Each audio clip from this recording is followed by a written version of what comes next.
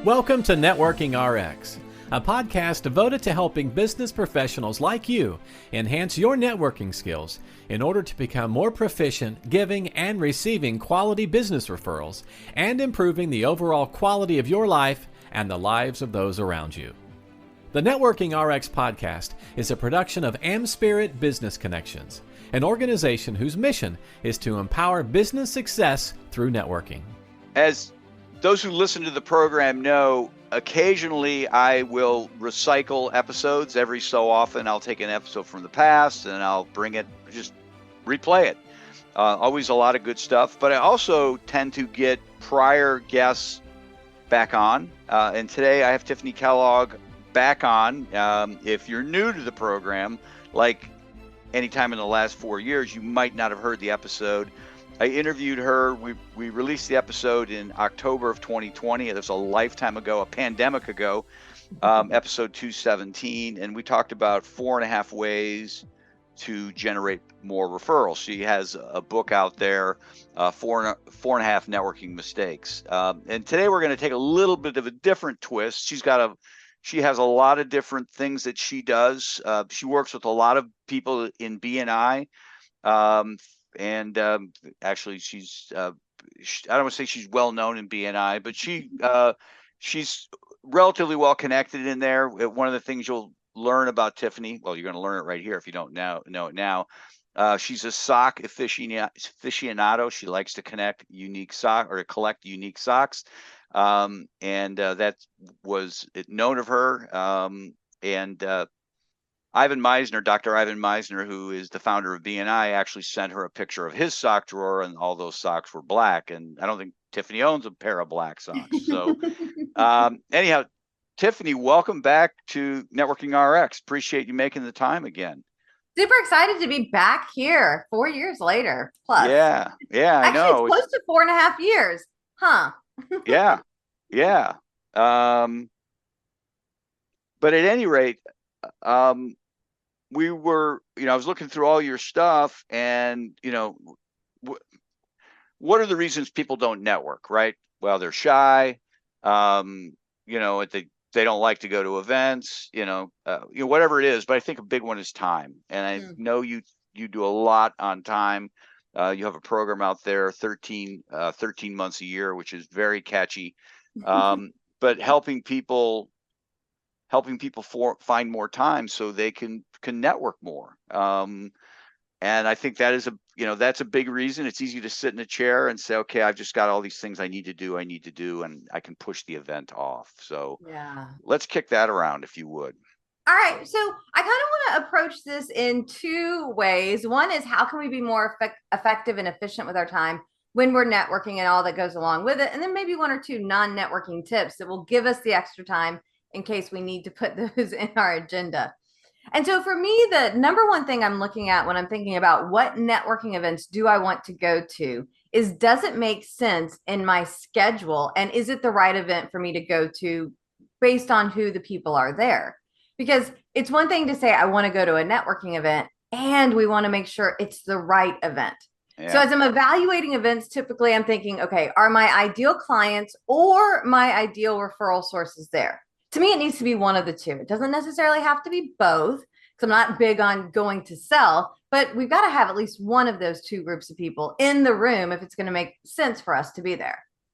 No, I think that makes total sense. I got invited to a grand opening of a floor covering distributor. I don't know why, but I'm like, I had nothing going on. I went to it, and I was just kind of standing there. It's a lot of contractors. Now, I can make conversation with anybody and hey, watch the game this weekend. But I just still felt so out of place. And I was like, all right, why am I here? Yeah. So I think that if we can answer that, why am I going, prior to saying yes to an event, like that's going to open up some time. So we're at least picking the right events. Now, when we talked back in October of 2020, most of the events that we were going to are virtual. Now, I'm still living in a virtual world. I'm not doing a lot of in-person stuff. I mean, I actually got out twice in the past week and went to speak to a bar association and to a leadership group.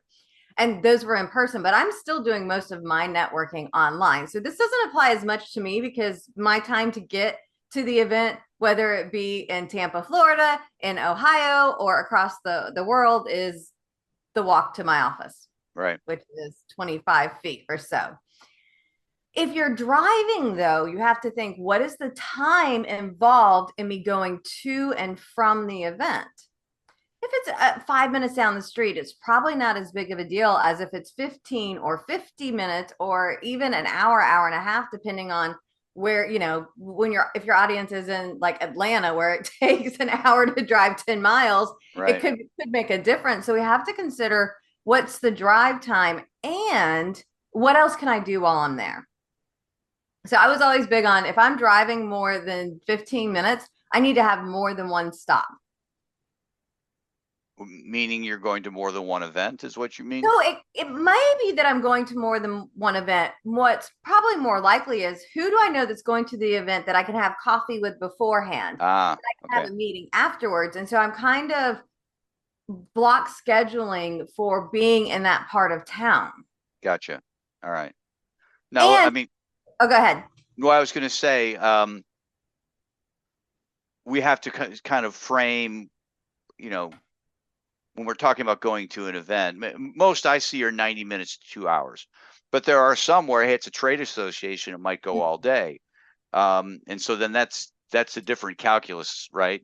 Yeah. I mean, to me, if you're going to a half day plus event, then the kind of block scheduling is a little bit more out the window. But if I'm going, like you said, for an hour or two event, I want to make sure there's something else there. That's just me that doesn't like to drive. Those of you that like to drive, maybe not as big of a deal. Yeah.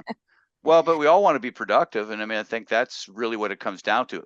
Hey, if you like to drive, that's what the weekends are for. Get in the car and go for a nice long drive. But whenever I'm sitting in the car, it's like, okay, what could I be doing? What, yeah. Kind of pencil. And I know we don't want to multitask when we're driving, though. I'm always like, okay, if I'm driving, usually I'm doing one of two things. One is I'm making my how are you doing phone calls. So I'm reaching out to people in my network, calling them to say how they're doing. Now I do that hands-free. I just tell Siri, yeah, she heard me. I just tell my phone, hey, call this person, and they call. So I'm not actually touching my phone while I'm doing it. Or the other thing that I love to do when I'm in the car is consume some podcasts. Yeah.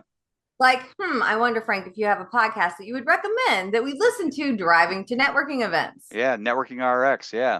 And I don't even listen to my own. I listen to everyone else's. So, yeah. Well, you lived it. Yeah. Yeah. No, you're right. Well, I know. It's like you talk to actors in Hollywood and most don't see their movies. Right. Yeah. So. Yeah. Yeah. I don't often watch anymore, at least, what I'm doing over and over again. I mean, I might listen to it, but watching it, yeah. Unless I'm trying to get better at speaking, then I do. Well, I mean, you've written books. It's like you don't sit down and, I'm going to reread my book. It's like, well, it's all up here already. I don't need to do that, right? Right. So, yeah. And the other thing with the podcast, and some people do this and some people don't, we all listen at different speeds. I have found that I have been able to work my podcast speed listening skills up. So whereas I started at 1, and then I went to like 1.2. I listen to most of the podcast at 1.5 speed. So I'm consuming a little bit more. Every once in a while, I'll find somebody. I'm like, all right, I have to slow it down. And I find some people, I'm like, I have to really speed this up. Somebody was like, oh, did you listen to that book? I'm like, yeah. They're like, wasn't it boring? I'm like, well, I mean, it wasn't great, but I was listening at 2 speed. So I was consuming it a little bit quicker. When I listened to it at 1 speed, I was like, oh yeah, that would have drove me nuts. No, that's a great hack, if you will. Because when I listen to podcasts, and my daughter kind of turned me on to, I didn't realize you could do that. When I listen to podcasts, I don't have a lot of fat, right? It's like, hey, let's go. And there's not a lot of the beginning or the end. Yeah. You listen to a lot of podcasts and they'll have a little 30 seconds of just music playing. And there's really no value to it. I don't know why they do it. They have a reason. They're better podcast. They're more popular podcasts than mine. So who am I to judge? Different listening audience, different themes and such. Yeah. So yeah. Anyhow, you're driving. I don't want to call it multitasking, but you're making good use of the time. Right. Yeah. I wouldn't be like trying to do emails and answer texts and any of that when I'm driving. Like to me, those are hand-free things to make the most of the time. Yeah. And so, kind of bringing us back, we're evaluating, are these the right events? And so Yeah. once we figure out, yes, they are, the time is worth it, the investment. One thing that I ensure that I have the time needed is not only do I schedule time for the event in my calendar, I also schedule my follow-up time in my calendar at the same time I put the event in my calendar. Mm. Because so often people are like, oh, things are so busy, I don't know when I'm going to do this follow-up. Well, hey, now you no longer have to worry about it. You schedule the event for today, tomorrow. Okay, tomorrow. Depending on when you're listening to this, tomorrow's a Saturday for us. So I'm fine. You do it on Friday, and then on Monday you do the follow up. So usually a day or two business wise is when I recommend to follow up. But if you already have it in the calendar, then it makes it super easy. That's. I'm glad you said that because what I have done when I go to in-person events, I always have note cards with me. I write handwritten notes. I will drive down the street a couple miles, or just it depends. I will, and then just pull over, go get a cup of coffee or whatever, and do my. Love it. Yeah, well, because it's all right there. And I've told people that, and they look at me like I'm nuts. Are you serious? It's like, well, yeah. It's just you're supposed to do it. So why not, right? This is y'all can't see this for those of you listening, but Frank can. I'm holding up my Doctor Who lunchbox that Okay. I have. It's a TARDIS, and inside of it are all of my thank you note tools, pens, cards, postcards, stamps, all the things that I need to send my thank you notes. So I love the idea of making it that easy and doing it right after the event. Yeah. No, but I think that's another, I like your idea as well. For those who just want to, well, I will follow up, but at some point, it just Right. gets away from you, right? If you It don't. always does. Yeah. Yeah. And So whenever it's gotten away from me, I'll be going through cards. I don't remember that. I end up not doing it then because it's just I don't remember. So anyhow. and how long is too long to wait? And yeah, Yeah. so make it easy. And I'm all about easy. I like to schedule the time. Another thing I do to plan ahead when I go to these networking events is I actually set a goal of what I want to accomplish. Okay. Now, if you talk to a lot of people that go networking, it's like how much food and booze can I consume during the networking event? That's their goal. That is not a good goal, y'all. No. Don't drink too much. Seriously, that will kill your referability. And what I love is when I set a goal of I want to meet 3 potential referral sources, or I want to connect with 2 potential prospects. One of the goals I often set when I go to networking events is how many referrals do I want to create for other people in my network? And so I think about who are my top referral sources. I've got Jason, and I know Jason loves to meet interior designers, architects, and general contractors. And so I'm looking out for those people. I know Sean is looking to meet the realtors and looking to meet the estate planning attorneys. And so I'm on the lookout for these people to create the connections. And once I hit, go ahead. Well, I was going to say what I love about that, and that's such great advice. What I love about that is because so many people complain about going to events and there's nobody here for me. It's like, well, wait a minute here. You've just opened up the whole, maybe not for you directly in the moment, but it's for somebody. And that's just paving the way for paying it forward to somebody, helping your network, if you will. Yeah. Yeah, I very rarely go, let me see who I can sell to, because people don't go to networking events to buy. They go to networking events to meet people. Yeah. So I rarely go with let me find people. It's who can I find to build relationships with for myself to refer back and forth, or who can I find for my network? And once I hit the goal of however many people, the introvert in me is super excited to walk out that door. I hit my goal. It's done. There was this one group I used to go to back in the day when pre-COVID, and their event was from 6 to 10 p.m. Starts at 6. It's an hour of open networking. And then from 7 to 10, there's like speakers and then breaks and speakers and then breaks. So my goal is I'd set my goal and hopefully I could get done. Because if I could get done within the first 45 minutes, I'd leave. Because I'm the type, my bedtime's 9:30. I'm asleep. Even with storms and stuff, I'm still asleep pretty early. So I'm like, oh, that's past my bedtime. But so I was like, if I can get all my stuff done in that 45 minutes, then I can go ahead and bounce. And so I was actually saving time, being more effective at the networking event. And I think we probably talked about that, y'all. So go back and listen to episode 217. We probably talked a little bit about effective networking, and I'm sure there's tons and tons of ones here that Frank has already done that y'all could listen to on the effective networking side of it. But yeah, once I get my people, then I'm done. I love the admission you're an introvert, because I am the same way. I know people are like, you're not an introvert. It's like, you know what? Today's a Friday. I want to go home, sit with my wife and the dog, and we'll just find something to watch on TV. I don't need to be out amongst people. I go to the movies by myself from time to time. I just, but you're a networker. Well, I get it. And that's very purposeful activity. But, you know, to recharge, I don't need to be around people. I don't want to be around people. So that's good. Yeah. Hardcore introvert. And I think, you know, because a lot of times I hear people say, well, extroverts are better networkers. I don't think either are better networkers. Yeah. I think there's skills that each have, and we have to make sure that we adapt and we realize what our weaknesses are when networking. And I think both styles can do amazing. Yeah. Oh, there's your dog. That's okay. All right. Other time-saving practices we might have. All right. So that's kind of what I've got when it comes to networking, minus one thing. When people ask for a meeting, because I'm sure, Frank, people ask you all the time, hey, could we get together? Yeah. You know what my answer is? Well, I'll let you answer. No. I'm curious what your answer is. Well, if you ask me, knowing that you're in Florida, okay, we'll do a Zoom. If it's in town, it's like, you know, I don't do coffee. I don't mean to be mean about it, but you know, no, just 30-minute, you know, cup of coffee. There is no such thing as 30 minutes. It's 90 minutes by the time I drop what I'm doing, get in the car, go where I'm going, and come back. Especially if it's somebody for the first time. If it's somebody I know and there's, hey, we're going to get together, let's talk about our program. That's different. But hey, I would really love to get to know you. Zoom works great as a way to get to know you.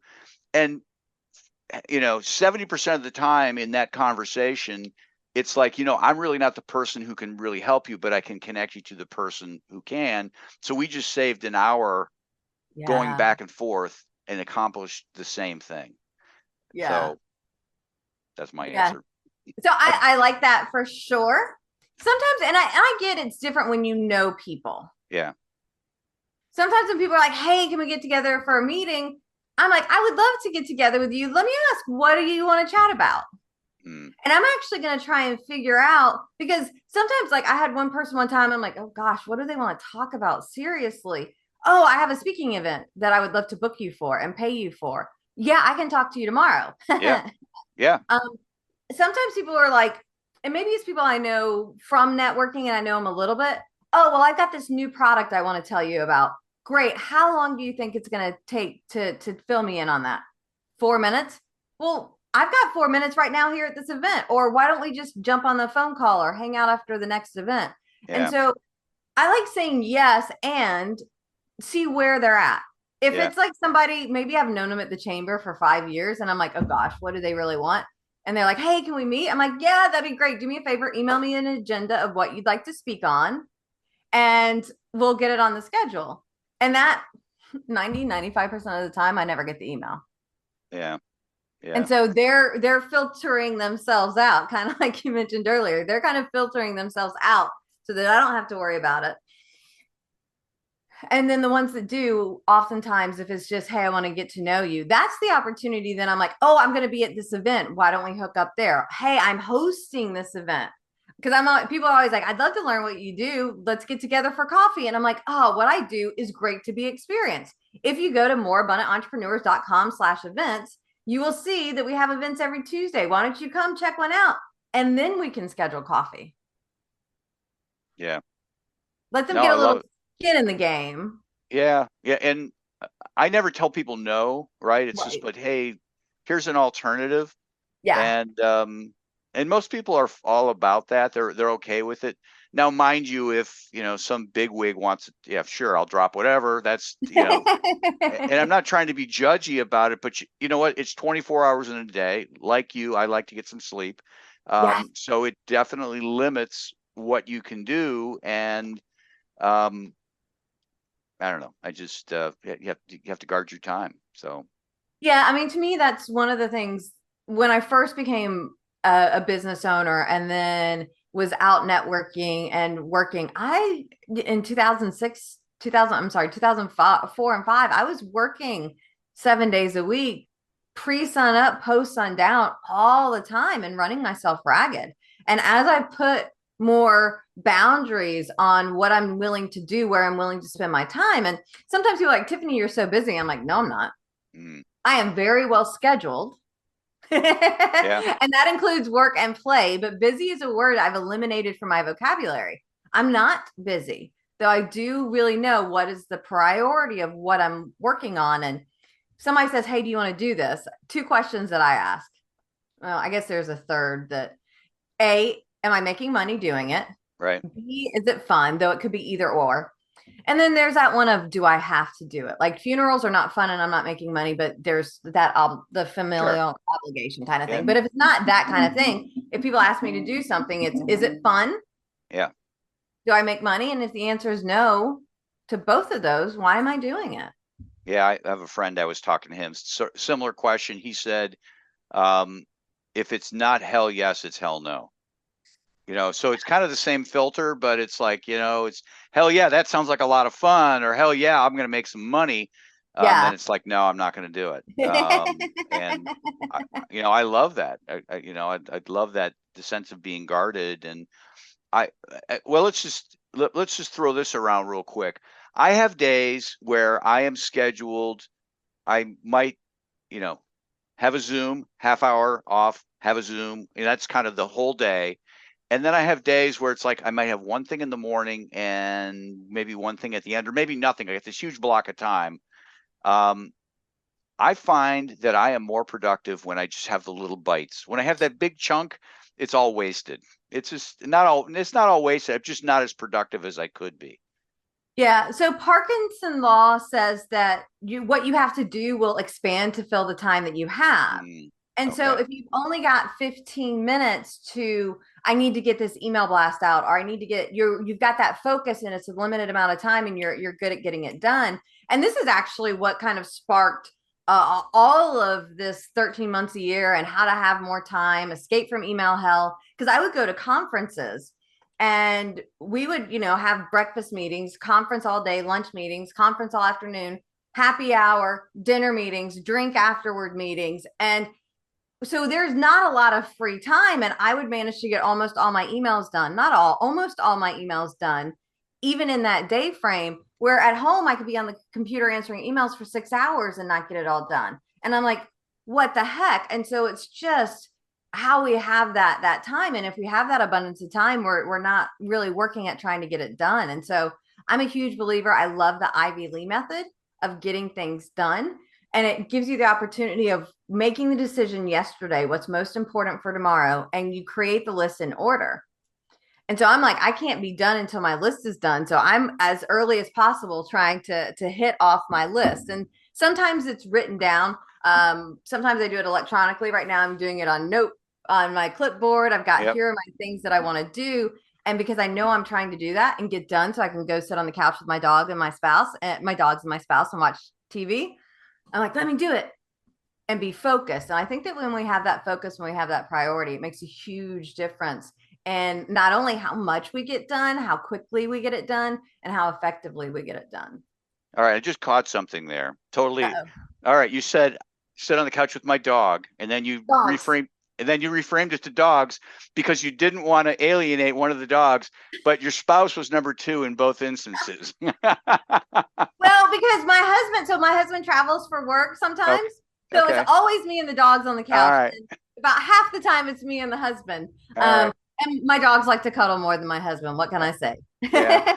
Well, here, you just tell your husband, you need to listen to this episode, but stop at about minute 23 or you'll be offended. All right, let's shift gears here for a little bit, Tiffany. This has been great. how can the audience help you? How can they get a hold of you? Please let us know. So I am out there in the world, Tiffany Kellogg, Tiffanie, Kellogg, Kellogg. And being that we were that initial group of people on social media, I am at Tiffany Kellogg on Facebook, on LinkedIn. I'm on Instagram, but I don't really do much there. I'm on TikTok. I don't really do much there. My website is tiffanykellogg.com. So Tiffany Kellogg finds me most places. And if you want to come check out one of the events that we host, we have one every Tuesday from 2:33 to 3:55 p.m. Eastern. And it's a funky time so that people have a minute to breathe. Not everybody's as good as time management as you and I, Frank, and having those boundaries. So it gives people a couple minutes to breathe if they back-to-back their Zooms. But if you go to the moreabundantentrepreneurs.com/events, that has all of our events, many of which are free to the public. All right. Well, I appreciate your time today. A second time. Thank you so much for having me back. It's been an honor and a privilege. Thanks for joining us on the Networking RX podcast. Please put what you've learned into action today and let us know if you have questions, comments, or ideas for future topics. You can email them to us at podcast@amspirit.com. That's AmSpirit.com. Finally, so you never miss an episode, be sure to subscribe to the Networking RX podcast through iTunes, Overcast, or however you receive your podcasts. Now get out and network with someone. The Networking RX podcast is the copyright production of AmSpirit Business Connection. All rights reserved.